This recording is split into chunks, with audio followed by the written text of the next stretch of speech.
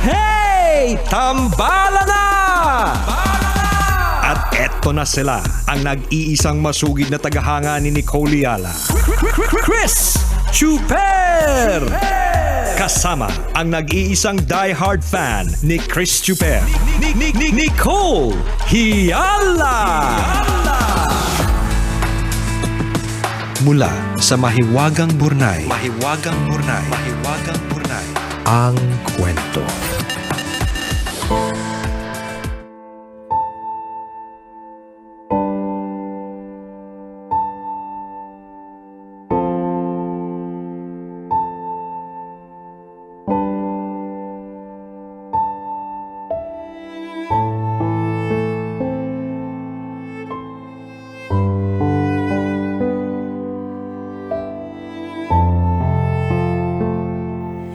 Dear Nicole and Chris,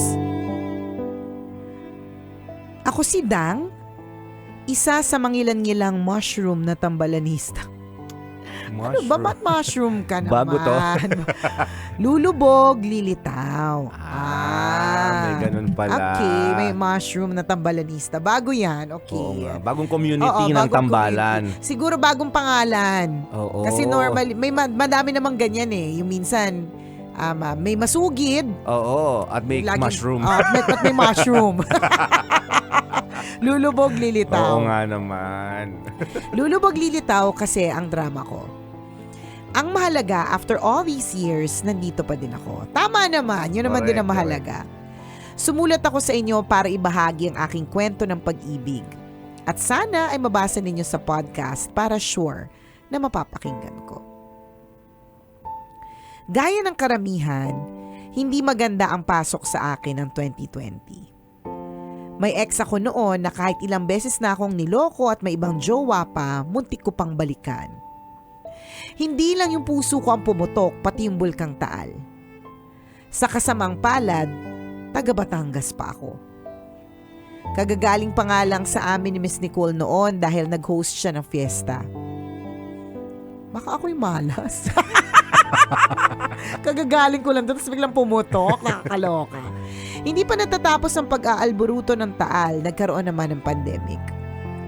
Umuwi ako ng Batangas at nagliwaliw sa alak. Dumating sa point na hindi ako makatulog kapag hindi ako nakakainom.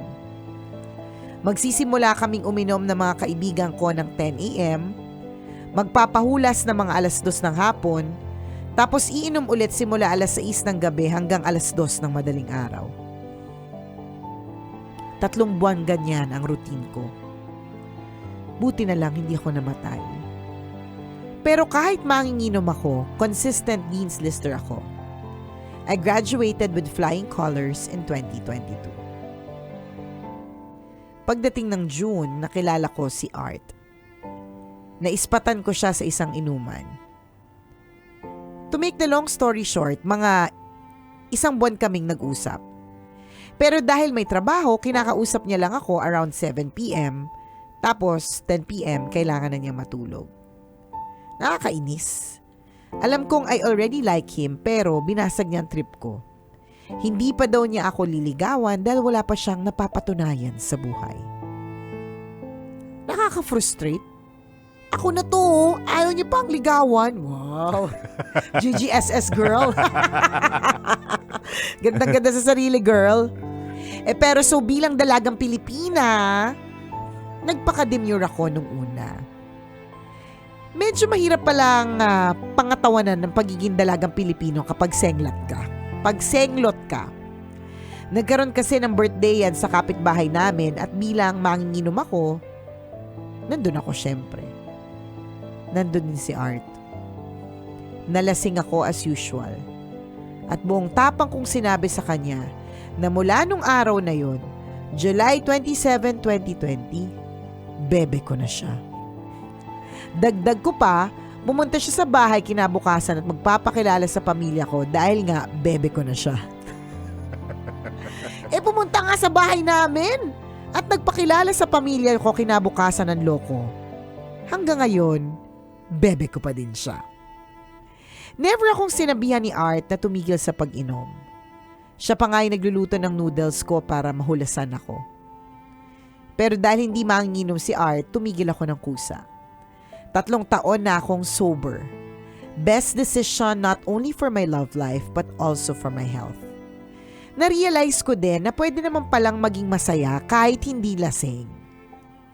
Salamat tambalan sa pagbasa ng sulat ko. Naway magsilbing paalala ito sa mga kapwa ko tambalanista na situationship level pa din at naging komportable na doon.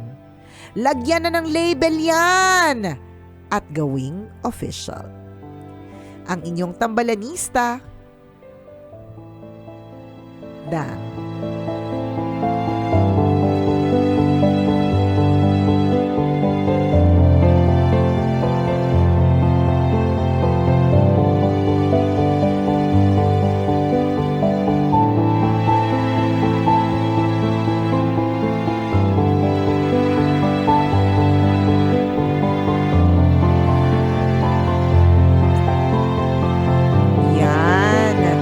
All's well that ends well naman pala dito kay Manginginom Girl. Ganun talaga. Alam mo, isa sa mga nakuha ko dito sa kwento mo, Dang, is that, kahit saan mo balik-balik ta rin, kung para sa'yo talagang isang tao, kayo talaga. Kahit nakita niya ikaw at your, not worst. at your best, at your worst, 'di ba? Kung talagang meant kayo for each other, hindi kailangang best foot forward ka, talagang Yes. magiging kayo. At hanggang ngayon, sabi mo nga, 3 years na kayo at magbebe pa rin kayo hanggang ngayon. Di congratulations. But most importantly, congratulations dahil 3 years ka nang sober. Yes. Totoo naman yun. Masarap naman talaga sa pakiramdam na hindi ka sabog, 'di ba? Aminin na natin, may iba naman talagang dating or feels or high na binibigay sa atin kapag tayo'y nakakainom. May lakas ng loob na binibigay. Sabi nga, di ba? Yung mga dating hindi sumasayaw, bigla nakakapagsayaw-sayaw, bigla nakakatambling kahit hindi naman marunong mag-cartwheel. Meron ako kaibigang ganyan, partner. Nag-split. Correct! Hindi talaga siya gymnast, pero nung nakainom, pambihira, natuto mag-cartwheel, nakapag-split pa nang wala sa oras. Kasi nga, may iba siyang feel, may iba siyang high, may energy siyang binibigay na talagang alam mo sa sarili mo na masaya naman. May ganun may ganun siyang high. Pero, syempre, anything that is in excess, lahat po ng susobra ay hindi na po maganda. Katulad nitong schedule ni ate mo, girl, di ba? 2 p.m. to 2 a.m. May hulasan lang na mga ilang oras, pero Kita mo. tuloy ulit, di Buti may ba? panlasa ka pa nun, no? Kaya nga Oo, di ba masunog yung dila mo niyan? True. Tsaka buti, gaano na kaya kalaki ang liver mo nun? Di ba? Oo. Tapos 3 months, di ba yung duration niya? 3 months na gano'n. Dire-diretso. Di ba? Hindi lang yata Basta madaming taon na mga ganyan siya. Di ba? Congratulations kung natigil mo na yung ganyang klaseng bisyo. Yun naman yung I think most importantly bukod sa sinasabi niya situationship to label, mas maganda pa rin yung naalis ka sa isang masamang bisyo. Very good ka dyan. Ako, super. Dito mo talaga may isip na that God has a divine timing Totoo. Di ba? Tingnan mo. Pinakilala sa'yo si, ano pangalan ng boy ulit? Boylet. Boy. Teka, check ko. Boy toy. Boy toy. Hindi, may label na, hindi na pwedeng boy toy. Art. Si Art, ayun. Pinakilala siya sa'yo sa napakaraming purpose. Yes. Di ba? Sinave ka niya sa kalungkutan. Correct. Kasi juwang-juwa ka na Oo. Di ba? Sinave ka niya sa isang masamang bisyo. 'Di ba? At binigyan kanya ng kasiyahan and lahat 'to dumating sa tamang panahon. Tama. 'Di ba? Kung isipin mo ang galing ng timing na binigay sa iyo ni Lord. Maniwala tayo mga kaibigan, in God's perfect time mabibigay sa atin ang mga bagay na deserve natin. Yes. Relationship, career, health, 'di ba? O pagkakasalba sa anumang maling sitwasyon. Ibibigay sa iyo 'yan. Correct ka. May kailangan ka lang talagang matutunan. In this case, 'di ba, pagkatapos isalba si Dang, ang realization niya, 'di ba? Pwede naman pala akong maging masaya kahit hindi ako lasing. 'Di ba? Napakaganda ng Ang ganda ng realization na 'yon Yes. na pwede naman pala maging masaya nang hindi ka sabog, nang hindi ka Correct. bangag. Totoo 'yon. Oo. So, ang ganda lang ng kwento na nais i-impart ng kwento mo. And aside from that, totoo 'yun, no? Kung walang label ang isang relationship, lagyan mo na ng label. Kahit Correct. naman sino sa inyong dalawa pwedeng gumawa ng proposal eh. Totoo. In this case, si Dang yung nag-propose. Oo, di ba? Bebe Simula na kita. ngayon, bebe na kita. Bukas, bebe na kita. Punta ka sa bahay namin dahil bebe na kita. Yan. Pakilala kita sa mga magulang ko dahil magbebe na tayo. Correct. Di ba sa panahon ngayon, Oo. pwede na. Kahit sino pwedeng magbigay Pwedeng ng proposal. babae, correct, pwedeng Proposal. babae. Yes, gone are the days na lalaki lang yung Oo. gumagawa ng proposal. So this time, si Dang, di ba, ang naglakas ng loob para sabihin, bebe na kita. Correct. At yun ang nangyari. Yun yung meron sila ngayon. Kasi importante talaga Yung label. na magkaroon ng label. Huwag kayong papayag na mamuo ng isang relasyon, mabuo ang isang relasyon o mabuo ang, di ba, ang mag-develop ang napakaraming emosyon Correct. ng walang label Na ang isang relasyon. Kasi yun na nga yung uso, partner. Talking stage, Situation, situationship, yes. diba? Ano yung, walang relationship, situationship, you are in a situation. May mga Malabong ganyan. usapan, Oo, ganon. hindi. Ewan ko ba kung partner, kung masyado lang tayong tito at tita, at hindi natin nagigets yung mga ganyan. Pero, well, we get it. Kasi we've been there. Wala lang title. Diba? Parang may mga ganyan din naman kami. Pero, parang ang sinasabi lang natin, ano siya eh, parang hanggang kailan. Parang napakarami kasing question eh, na ano ba ito? Tsaka mahirap mga pa. Ano ba Ang hirap, talaga? correct. Ano tayo? Magpapakapa ba ako? Kasi tayo ba? Ano ba? Yun ba yun, partner? Iba, hindi Ay, yun. magkapa. Ano bang kapa? Kasi naman, Masyado kang advance. Humantong agad sa kapaan. Hindi, kasi may mga iba na yun situation nila eh. Sa bagay pwede Wala din. silang label pero may kapaan. Diba? Hindi, pero totoo. Pero mahirap yun ha. Oo. Kapaan lang ng kapaan. Kapaan lang ng kapaan. Oh. Parang tuloy. O sige, may mga kapaang naganap. Diba? May kapaan din ng feelings. Oo. Ganyan. Pero dahil nga walang label, hindi mo alam kung magsiselos ba ako kapag ka nakita ko nag-post siya na may kasamang iba? Totoo. Kasi in the first place, wala namang kaming label. We are just in a situationship, not a relationship. 'Di ba?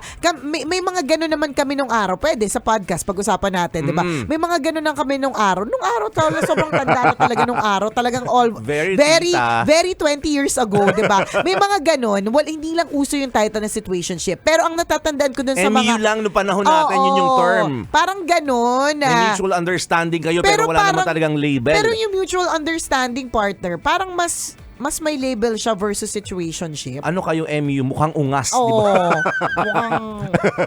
Oo, di ba? Pero, Malabo eh. di ba? Yung MU na mukhang ungas tsaka malabong usapan, yun yung malabo. Pero yung may mutual na understanding, mahirap pa din. Tama ka, partner. Oo. MU lang yung term dati. Pero di ba, hanggang kailan kayo MU? Hanggang kailan ito parang, hindi ko masabi kung pag may nagtanong, ano ba kayo ba? Hindi. Ang daming Totoo. explanation, di ba? Correct. May mga ganyan. Lagi kayo magkasama. Tapos may mga kapaang nagaganap. Diba? Tapos walang label. Ang hirap. Parang ano yan eh, pumunta ka sa store, hawak-hawak mo na yung martilyo o hawak-hawak mo na kung ano yung gusto mong bilhin. Oo. Kaya lang hindi pa bayad. Oo. So technically, hindi siya sa'yo. Correct. I mean, Diba? gusto mo na siyang gamitin. Oo. Diba? Hawak-hawak mo na, kaya lang hindi mo madala-dala sa counter kasi Oo. nga, malabo pa yung isip ninyo eh. Hindi ka pa Tama. makapag-decide, ano ba, bibilhin ko na ba, pero hawak mo na. True, legit. Diba? Tendencies, itakas mo na, which is mali eh. Oh, tingnan mo. Patago lahat. Ayaw natin mangyari na gano'n. Diba? Na mali yung pagdidesisyon mo sa relasyon na yan. In other words, dapat lagyan nyo na ng label. Huwag sanang martilyo kasi parang ang hirap. Hindi naman ma-picture. Pwede ba chocolate? Diba? Suki kasi ako ng Oo Ace nga, Hardware. kaya nga. Martilyo talaga. Pangit pa yung gano'n, parang miyembro ng martilyo Kaya gang. nga, parang may gagawing masama. Tsokolate. Tsokolate. Gusto mo yung tsokolate. Kain na kain ka na. Oo. Di ba? Gusto mo na talaga siya. Gusto mo siyang iuwi. Gusto mo siyang i-enjoy. Masaya ka ng hawak correct. yun. Gusto mong sabihin sa sarili mo na, akin tong tsokolating ito, Oo. nanamnamin ko siya. Kaya lang di mo magawa. Bakit? Hindi pa nga nababayaran. Correct. Bakit? Walang label na it's yours. Tama. Diba? So yun yung sinasabi ni Dang na importantatious talaga yung tinatawag na label. Kung nandyan kayo sa situationship, okay lang din naman kung na-enjoy mo. Baka ayaw nila ng complications. Pero ang tanong dito, hanggang kailan? Totoo. Hanggang kailan yung mga ganyang pakeme? Diba? Sa panahon, kahit babae pwede na magsabi. Diba? Pwede magsabi ng nararamdaman. Sa true. Kasi ganoon naman talaga sa buhay eh. Diba? You always take the risk. Hindi Tama. pwedeng, ano ba, magdabayaran ko na ba itong tsokolating hawak ko? Oo. Ano ba, sasabihin ko na ba yung emosyon ko sa kanya? Or hindi pa? Diba? Take the risk or lose the chance. Correct. Malay mo, mawala na itong mabili nung iba yung tsokolating Tama. hawak mo. Hawak Diba? mo na tapos kinuha pa ng iba. maraming ganun, Posible talaga Yes. yun. Diba? O kaya importantatious, lagyan na ng label yan.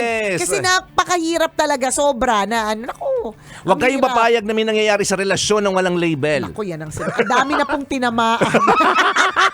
Masakit yan sa bandang huli. Sure, iiyak kayo. Oo, parang Oo. hanggang kailan ito? Yan yung laging tanong, ha? Correct. Lagyan na ng label Label. yan!